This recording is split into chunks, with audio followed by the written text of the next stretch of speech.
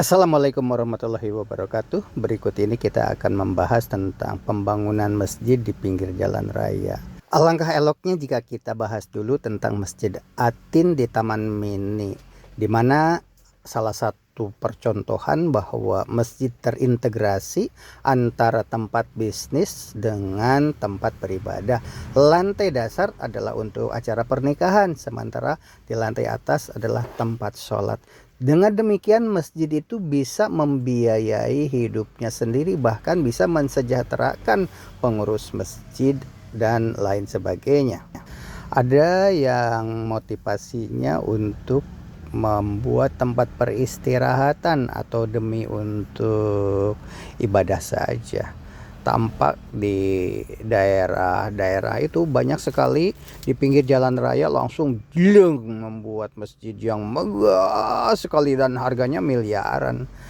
Karena banyaknya orang yang salat di masjid tersebut, berdatangan dan untuk istirahat, rileks, dan kadang-kadang pengen makan, pengen minum, begitu berdatanganlah para pedagang. Seperti tampak di masjid ini juga nih, di pintu gerbangnya itu ada tukang somai, ada tukang bakso, begitu kan. Nah, lihat tuh. Nah, ini pedagang apa nih di tempat ini, di gerbangnya ini, karena di dalam kan tidak mungkin, tidak boleh masuk ya, hanya untuk mobil-mobil saja. Ini di gerbangnya tuh ada yang jualan tuh kan. Nah, hal inilah yang kemudian dimanfaatkan bahwa masjid itu bisa terintegrasi seperti di Atin. Masjid itu di bawahnya untuk acara pernikahan dan di atasnya untuk tempat salat. Nah, kembalikan kita ke ini dulu, kita bahas dulu. Ada salah satu masjid aliyah namanya di pintu gerbang keluar. Kalau kita macet di jalan tol itu bisa keluar dulu di lewat Karawang. Nah, kemudian nanti masuk tol lagi, atau untuk variasi boleh saja jalannya di rubah rutenya memakai jalur supaya tidak ngantuk ya, jalur biasa. Ternyata ada kemacetan di jalan tol, bisa keluar dulu di daerah Karawang. Di sini ada Masjid Aliyah ya.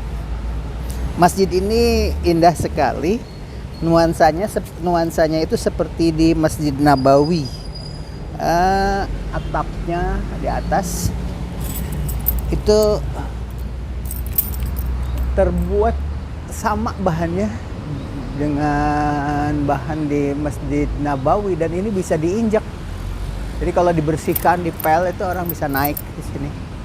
Kemudian lantainya juga sama, hanya bedanya kalau di sini tidak mengkilat ya, ini keramik, tapi kalau yang di dalam itu marmer. Barangkali bisa digunakan untuk tempat peristirahatan. Di sini juga bisa makan di rumah makan khas Sunda. Sayangnya itu ada pohon kurma tapi ditebang. Padahal dulu pohon kurmanya indah sekali di situ. Udah besar. Untuk pohon kurma itu kan sebenarnya agak susah ya untuk bisa numbuh di daerah Indonesia itu. Tapi di sini malah seperti itu tuh, ditebang. Kita lihat dulu ya contoh pohon kurma yang sudah numbuh di Masjid Aliyah ini. Ini pohon kurmanya indah. Ini pohon kurma. Pohon kurmanya udah besar. Tapi di sana itu pohon kurmanya ditebang, sayang sekali. Inilah barangkali sekilas tentang lokasi masjid. Kalau kita macet atau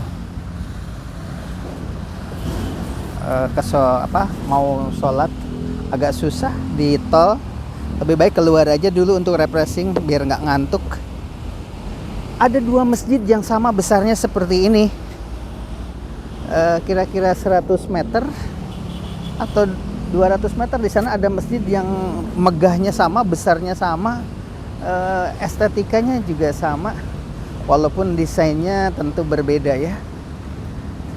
Kalau di sini tuh ada rumah makan, tempat parkirnya juga luas. Mungkin di sini kelebihannya adalah tempat parkir yang luas itu diantaranya. Di samping tempat sholatnya juga suasananya seperti di Masjid Nabawi ya, Madinah. Kalau makan ke rumah makan sambal sambal hijau di sana, itu kalau kita masuk itu langsung dipukuli kentongan. Selamat datang. Yang pergi ke Jakarta tidak singgah dulu di pintu keluar Karawang, rasanya nyesel ya. Oke, demikian. Wassalamualaikum warahmatullahi wabarakatuh. Tidak jauh dari Masjid Aliyah ada rumah makan Sindang Reret, dan satu lagi masjid yang sama besarnya dan tidak kalah indahnya dengan Masjid Aliyah. Ini salah satu 500 meter lah jaraknya dari Masjid Aliyah yang barusan kita kunjungi. Nah, ini lebih antik sebenarnya. Hanya kalau di Masjid Aliyah itu nuansanya seperti di Nabawi, tapi kalau ini karena tidak ada tendanya ya. Nah, ini masjid ini.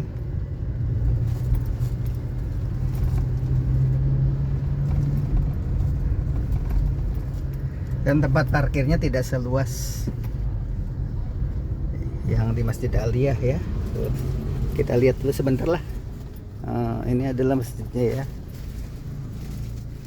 Tuh, ini gerbangnya Al-Gamar ya. Apa itu? Islamic Center Muhammadiyah Karawang, Masjid Al-Gamar namanya ya itu. Nah, ada tulisannya di sini Masjid Al-Gamar. Oke. Kita bisa ganti baju dulu. Kalau di perjalanan itu lelah, baju sudah keringetan, kita boleh ganti baju ya, walaupun tidak mandi.